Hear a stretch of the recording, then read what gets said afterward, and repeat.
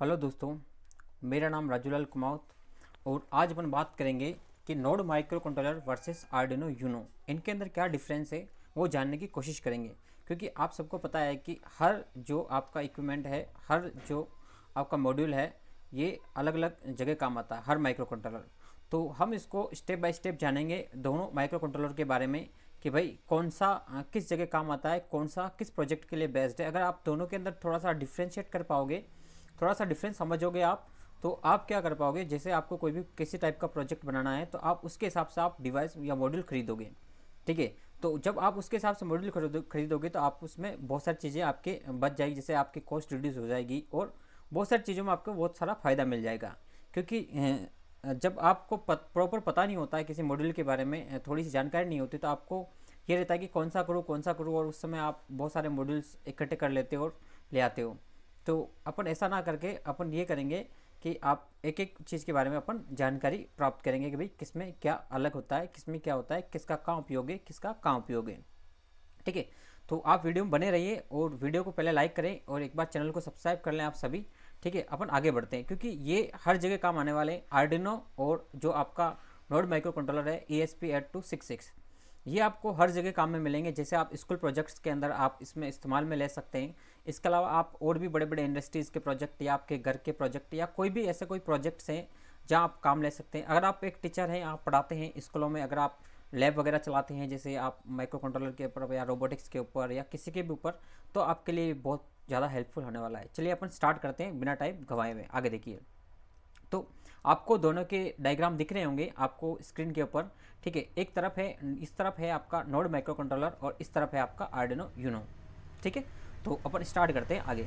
तो सबसे पहले देखते हैं अपन इसका माइक्रो कंट्रोलर का यूनिट देखते हैं। ठीक है, तो आप देखिए नोड माइक्रो कंट्रोलर होता है, इसके अंदर अपन यूज़ करते हैं ESP8266 माइक्रो कंट्रोलर। ठीक है, which is design for wifi capabilities. क्या होता है, इसके अंदर वाईफाई इनबिल्ड होता है। ठीक है, आपको अलग से कोई भी वाईफाई मॉड्यूल की ज़रूरत नहीं है। ठीक है, इंटीग्रेटेड TCP IP जो प्रोटोकॉल हैं इनको फॉलो करता है ये इट इज़ 32 बिट, ये 32 बिट का माइक्रो कंट्रोलर है। ठीक है, ये जो है इसकी जो प्रोसेसिंग है वो सबसे अच्छी है आर्डिनो के कंपैरिजन में। कैसे देखते हैं आर्डिनो के बारे में। आर्डिनो है ये 8 मेगाहर्ट्ज़ 32 PIC का यूज़ करता है। ठीक है, अभी देखेंगे अपन आईसी को कैसे। ये 8 बिट माइक्रो कंट्रोलर है, that is more limited in processing power and speed. ये 8 बिट का है, ये 32 बिट का है। मतलब आप सोचिए एक 8 बिट की प्रोसेसिंग करेगा, एक 32 बिट की, तो सबसे ज़्यादा स्पीड किसकी है, तो ESP8266 की रहने वाली है। ठीक है, यहाँ पर आप आगे आइए, देखते हैं इनपुट आउटपुट पिंस के बारे में। देखिए नोड माइक्रो कंट्रोलर के अंदर 11 डिजिटल इनपुट आउटपुट पिंस होती हैं। ठीक है, लेकिन इसके अंदर सेवरल बहुत सारी और कुछ भी पिंस होती है, जैसे PWM पिंस हो गई, 12C पिंस हो गई, SPI पिंस हो गई। ठीक है, उसके अलावा UART कम्युनिकेशन हो गया।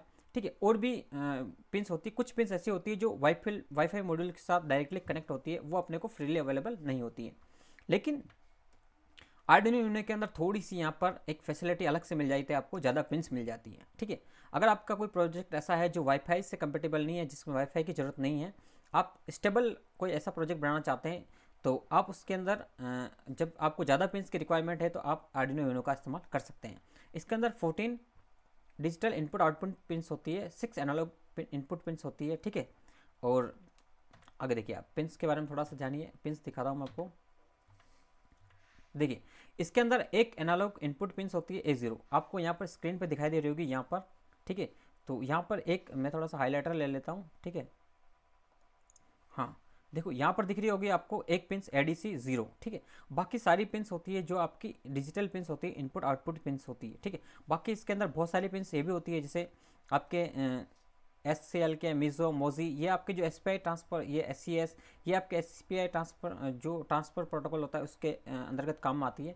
ये है RX TX। अगर आप एडिशनल कोई भी डाटा कहीं से सीरियली लाना चाहते हो, जैसे आप ब्लूटूथ वगैरह कनेक्ट करके, या तो ये फैसिलिटी आर्डिनो के अंदर, यूनो के अंदर भी मिल जाएगी आपको। और ये सारी जो भी आपके इसमें एडिशनल जो फैसिलिटीज़ है वो आपको वाईफाई की फैसिलिटीज़ मिलेगी, और भी बहुत सारी अच्छी अच्छी फैसिलिटीज़ है। इसकी जो वोल्टेज रेंज है वो है 0 to 3.33 वोल्ट, 3.3 वोल्ट है ना। लेकिन आर्डिनो के अंदर थोड़ा सा ये फ़ायदा, आपको 6 एनालॉग पिंस मिलेगी, लेकिन इसके अंदर एक है। ठीक है, तो इसकी वोल्टेज रेंज होती है 0 to 5 वोल्ट। ये 0 to 5 वोल्ट पर काम करता है। अब देखिए जो इसकी आईसीज है, अपन ने बात करी थी 3 to 8 P के बारे में। ठीक है, P होता है, PU भी होता है। तो अलग अलग आईसीज आती है मार्केट में। इसकी आईसीज की जो प्राइस होती है वो भी ज़्यादा होती है कंपेटेबल इसके पूरा बोर्ड आप खरीदो और इसकी एक आईसी खरीदो, क्योंकि इसकी जो एक आईसी होती है वो बहुत ज़्यादा कॉस्टली होती है। आप देखिए इसके अंदर भी पिन्स होती है, 14 पिन्स होती है जो इनपुट आउटपुट का काम करती है। बाकी पिन्स होती है जो एनालॉग पिन्स होती है, और कुछ इसके अंदर देखो PWM पिन्स भी होती है, लेकिन वो भी बहुत ज़्यादा मिलती है अपने को। और RX TX पिन्स होती है जिसके साथ आप आर्डिनो GSM मॉड्यूल या कुछ भी मॉड्यूल कनेक्ट कर सकते हैं। इसके अंदर आप एक्सटर्नल आपको मॉड्यूल खरीदना पड़ता है, उसका एक्स्ट्रा कॉस्ट लगती है, ठीक है। लेकिन इसके अंदर आपको ये फैसिलिटी मिल जाती है, वाईफाई इनबिल्ट मिल जाता है, प्लस आपको माइक्रो कंट्रोलर भी साथ में मिल जाता है। आगे देखिए आप वाईफाई कनेक्टिविटी। ये कनेक्टिविटी कैसे होती है, तो इसके अंदर इनबिल्ट वाईफाई होता है जो आपके IoT प्रोजेक्ट में काम आता है। IoT प्रोजेक्ट यानी आपको रिमोटली सर्वर के थ्रू या रिमोटली आपको किसी भी जगह, आप कहीं दूर दराज पर बैठे हो और आपको कोई भी डिवाइस आपको कंट्रोल करना है, ठीक है। माना कि आपने देखा होगा आपके जैसे आजकल CCTV कैमरा आ गए जो वाईफाई से कनेक्ट करो और वो सारा डेटा आपको लगातार मोबाइल पर भेजते रहते हैं, आपने देखा है। तो उसके अंदर भी आपका ESP8266 ही यूज़ में आता है। उसके अलावा आपने यहाँ पर एक और चीज़ देखी होगी, आपने बहुत सारी चीज़ें देखी होगी, जैसे आजकल रिमोटली जैसे बड़ी बड़ी इंडस्ट्रीज़ है वहाँ पर रिमोटली सारी चीज़ों को ऑपरेट किया जाता है, ठीक है। आपने जैसे बहुत सारी चीज़ें देखी होगी, जैसे आजकल ये फिंगरप्रिंट सेंसर वगैरह का इसका चलता है, तो ये server to server data transfer करता है, ठीक है। जैसे फिंगरप्रिंट आजकल सिक्योरिटी सिस्टम आते हैं उसके अंदर फिंगर लगाओ आप, तो वो फिंगर सर्वर के थ्रू वहाँ पर चला जाता है, आपके जो सिस्टम सॉफ्टवेयर के उस सिस्टम के अंदर चला जाता है और वहाँ पर उसकी अटेंडेंस वगैरह मार्क हो जाती है। इसके अलावा आप यहाँ पे सिक्योरिटी के अलावा भी सिक्योरिटी में बहुत सारी चीज़ों में यूज़ कर सकते हो आप। जैसे आप डोर के अंदर आ रहे हो तो आपके मतलब अगर आप फेस रिकॉग्नाइजेशन फेस वगैरह ऑन करते हो, इसके साथ कंपेटेबल करते हो कैमरा वगैरह, तब आपको वहाँ पे फेस रिकॉग्नाइजेशन का ऑन करके अगर आप डिवाइस में आपके सॉफ्टवेयर अगर इंस्टॉल करते हो तो वहाँ पे फेस मैचिंग का भी आ जाता है कि अगर आपकी फैमिली से कोई आ रहा है या कोई अंदर एंटर कर रहा है, ठीक है, तो आपको कोई भी मतलब आप सोच सेट कर सकते हो कोई नोटिफिकेशन ना आए। लेकिन अगर फैमिली से कोई अदर पर्सन आता है या कोई भी ऐसा अगर आपके घर के अंदर एंटर कर रहा है, अगर आपके घर के अंदर एक ही गेट है, तो आपको वो नोटिफिकेशन भेज देगा थ्रू ये वाईफाई से कनेक्ट रहेगा आपके घर पे जो पब्लिक आपका घर का जो वाईफाई है उससे, और आपको आपके मोबाइल के अंदर आप नोटिफिकेशन भेज सकते हो। इस तरह के बहुत सारे लार्ज लेवल पर प्रोजेक्ट हैं। ये आपकी सोच पर डिपेंड करता है कि आप कौन सा प्रोजेक्ट बनाना चाहते हो। लेकिन देखो प्रोजेक्ट के बारे में ऐसे याद नहीं आता है, प्रोजेक्ट आपके रिक्वायरमेंट के ऊपर डिपेंड करता है, ठीक है। जैसे आपकी रिक्वायरमेंट आती है आप उसके बारे में सोचना स्टार्ट करते हो और फिर आपके दिमाग में प्रोजेक्ट के बारे में आना स्टार्ट करता है, इस टाइप का प्रोजेक्ट चाहिए तो ये डिवाइस मेरे को चाहिए, ठीक है। लेकिन आर्डिनो के साथ ऐसा नहीं है, आर्डिनो के साथ वाईफाई नहीं आता है। अगर आपको वाईफाई या आपको कहीं पे भी दूसरी जगह आपको भेजना है डेटा, तो आपको वाईफाई शील्ड चाहिए या फिर ESP8266 चाहिए या फिर अलग से वाईफाई मॉड्यूल आपको लगाना पड़ेगा। लेकिन ये आपके स्टेबल प्रोजेक्ट हैं, जैसे आपके कोई रोबोट बना दिया, कोई गाड़ी बना दी, या कुछ ऐसा जो सेंसर लगाना है आपको और सेंसर से कनेक्ट करके आपको वहीं आपको डेटा देखना है, ठीक है। तो ये उसके लिए कंपेटेबल है। अगर आप ब्लूटूथ वगैरह इसके साथ एक्स्ट्रा अटैच करना चाहे तो कर सकते हैं वो, लेकिन ज़्यादा शॉर्ट रेंज के लिए होगा। लेकिन जो IoT प्रोजेक्ट के लिए जो 8266 है ESP, ये लॉन्ग रेंज के लिए है। ये काफ़ी दूरी आप दूर दराज इंडिया के किसी या वर्ल्ड के किसी भी कोने में बैठे हो और आपने अगर वेब बेस्ड चीज़ बना ली, आपने छोटा सा HTML में अगर आपको छोटा सा नॉलेज या कोड लिख दिया, तो आप उसके जो IP एड्रेस है वो डालते हो आपके वेब ब्राउज़र में, तो वो कहीं पर भी बैठे हो आपका खुल जाएगा। कहीं पे भी आप बटन दबाते हो तो ये आप चीज़ें चालू होने लग जाएगी, इसमें कोई भी डाउट नहीं है, ठीक है। लेकिन आर्डिनो के साथ ऐसा नहीं होता है। ये आपको सिर्फ छोटे से प्रोजेक्ट रोबोट बनाना या घर पर ही कुछ काम ऐसे जो कर सकते हो सेंसर वगैरह के, या छोटे स्मार्ट डस्टबिन वगैरह, इस टाइप के जो प्रोजेक्ट होते हैं घर के जो आसपास अपने जो स्टेबल प्रोजेक्ट जहाँ पर आपको लंबी दूरी पर आपको काम नहीं करना है, तो उसके लिए ये आपके लिए बेस्ट है, ठीक है। आगे देखते हैं, आगे प्रोग्रामिंग की बात करते हैं, ठीक है। तो नोड माइक्रो कंट्रोलर के अंदर भी आप आर्डिनो IDE का सॉफ्टवेयर यूज़ कर सकते हैं, ठीक है। नोड माइक्रो कंट्रोलर इसके अंदर फ्रेमवेयर और लुआ स्क्रिप्टिंग आप में इसमें काम में आ सकती है, ठीक है। इसके बाद देखो C++, लुआ, देखो माइक्रो पाइथन, ठीक है, इस जावा स्क्रिप्ट हो गया, इसके बाद एट कमांड वगैरह और रस्ट एक्सपेरिमेंट, ये बहुत सारी चीज़ें को सपोर्ट करता है। लेकिन Node.js को भी सपोर्ट करता है, ठीक है, लेकिन ये नहीं करता, ये सिर्फ C++ और आर्डिनो IDE के साथ में C++ लैंग्वेज को भी ये इसके साथ ही कंपेटेबल है, C और C++ के साथ में। बाकी ये पाइथन वगैरह के साथ में कंपेटेबल नहीं है। लेकिन जो नोड माइक्रो कंट्रोलर है ये पाइथन के साथ में भी कंपेटेबल है। अब देखो अगर पाइथन के साथ कंपेटेबल है तो आप सोच सकते हो कि पाइथन कितनी बड़ी लैंग्वेज है, AI के सारे जो फीचर्स है उसके अंदर अवेलेबल है।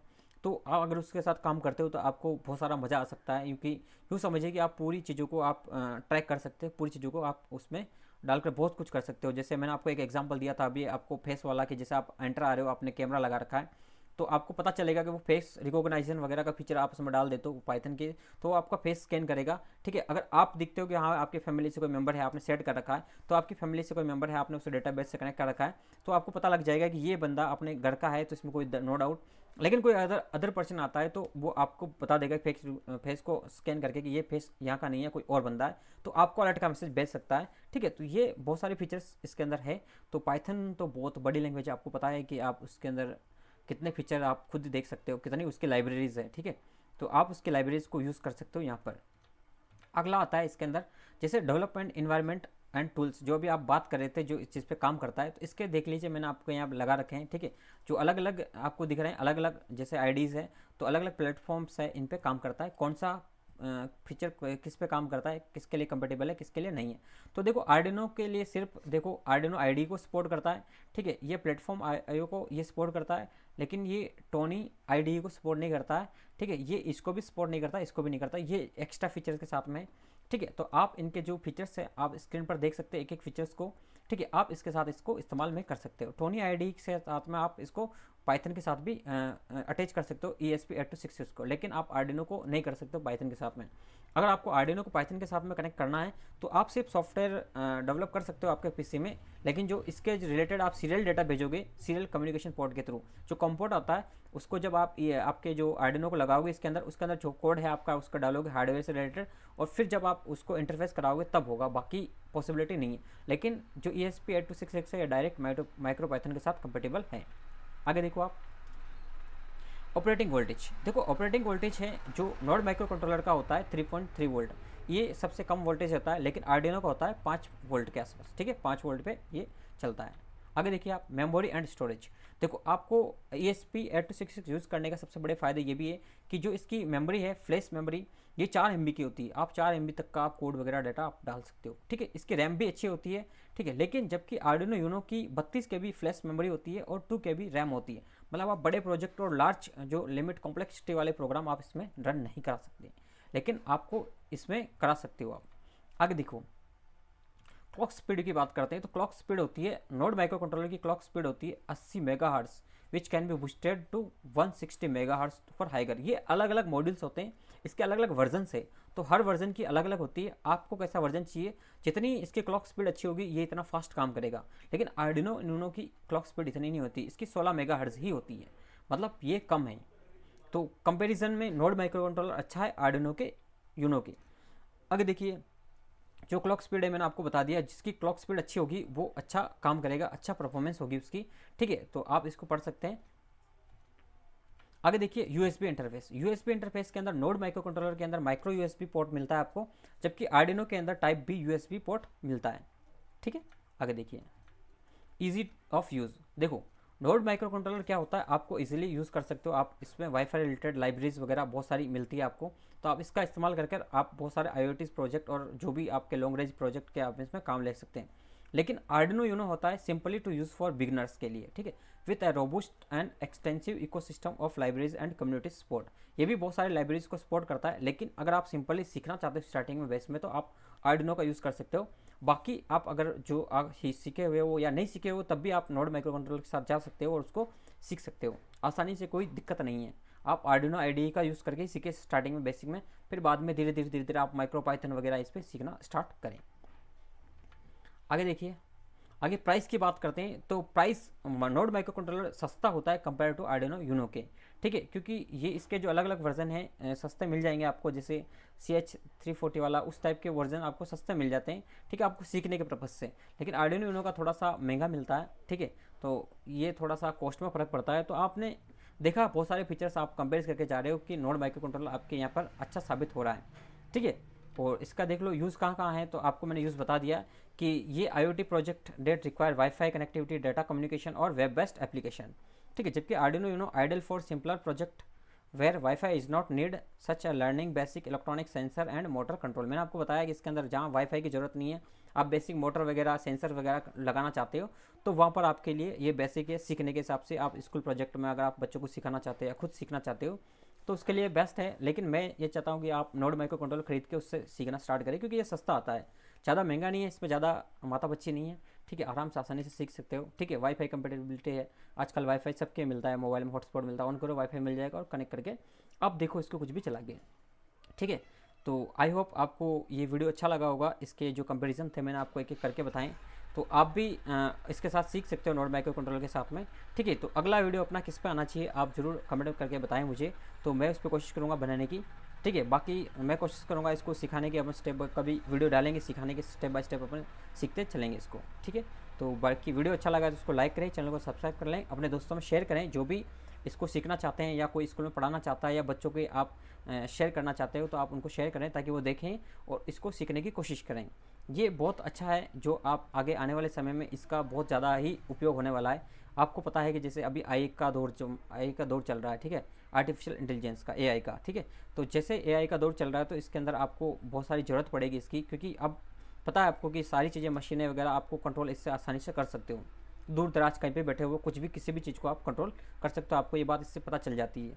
तो आप इसको कहीं पे भी इस्तेमाल करने के लिए आपको ये सीखना ज़रूरी है। अगर आपको आता है तो आप यूँ समझिए बेस इन द फ्यूचर आपके अगर कहीं जॉब वगैरह भी नहीं है तो आप इसका इस्तेमाल करके भी आप कुछ प्रोजेक्ट्स वगैरह बनाकर सेल कर सकते हो। अकॉर्डिंग टू रिक्वायरमेंट आपकी, जो किसी की अगर कोई कस्टमर है उसके रिक्वायरमेंट के अनुसार आप प्रोजेक्ट बनाकर उसको सेल कर सकते हो। ठीक है, अगर आपको और भी कोई जानकारी चाहिए, इसको सीखना चाहिए या कहाँ से कैसे स्टार्ट करनी, तो आप मुझसे कांटेक्ट कर सकते हैं। ठीक है, टेलीग्राम में मैं आपको कोई लिंक वगैरह दे दूँगा, तो आप उसको ज्वाइन करके आप उससे सीख सकते हैं। ठीक है, धन्यवाद।